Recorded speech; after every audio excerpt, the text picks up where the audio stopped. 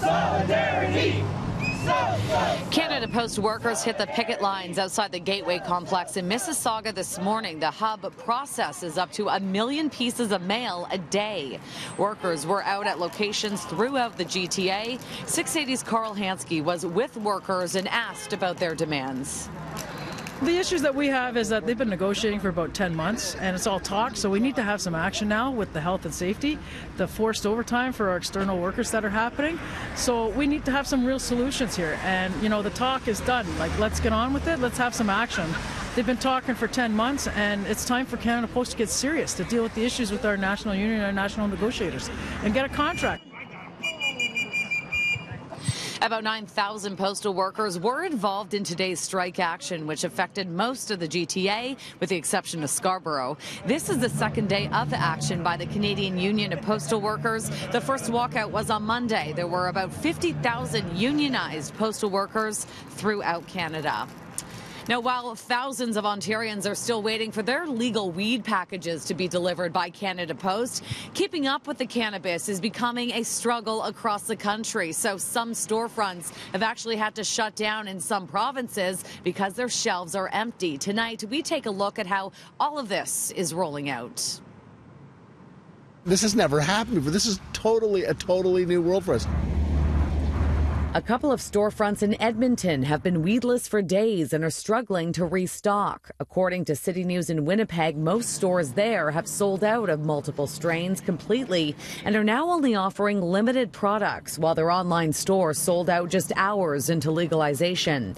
Quebec is now alerting its customers to a lack of products, including oils, sprays, gels, and pre-rolled joints. If you scroll through the Ontario cannabis store, similar issues. Under the oil and capsule category, there's only one option, and the cheapest gram of pot that was selling for $7.95 on day one no longer appears on the website. Here's why marketing professor David Soberman compares stocking weed to stocking candy. If you take a look at a Lifesavers rack, which is, a product where there are many different flavors, in order to fill the rack, you probably have to have, let's say 600 rolls of Lifesavers. But an average corner store in a day might only sell 50 or 60 rolls. But in order to make the consumer happy, they have to have a full selection. What they don't want to do is stock out on a certain flavor. So it means that the amount that's actually available that you have to put to fill the shelf is much higher than the actual daily demand. And that's what's creating the problem.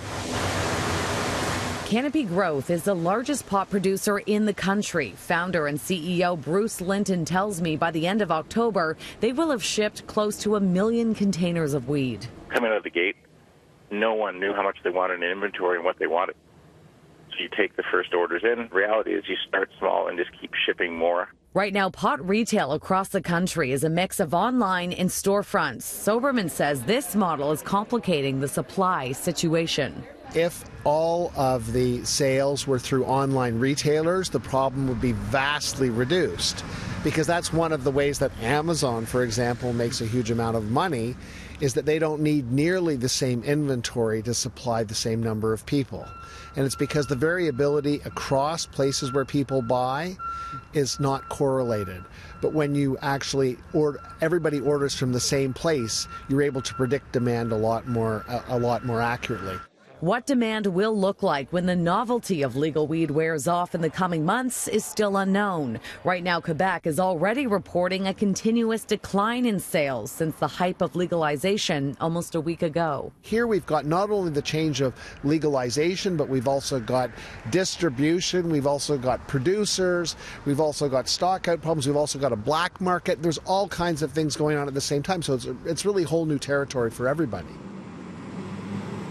Now, we did get an update from the Ontario Cannabis Store late this afternoon. It says that this province received more orders for legal weed than all of the provinces combined. It also says that it does have enough supply to fulfill those orders, but your packages could be delayed a little further because of the ongoing strike by Canada Post workers. The OCS,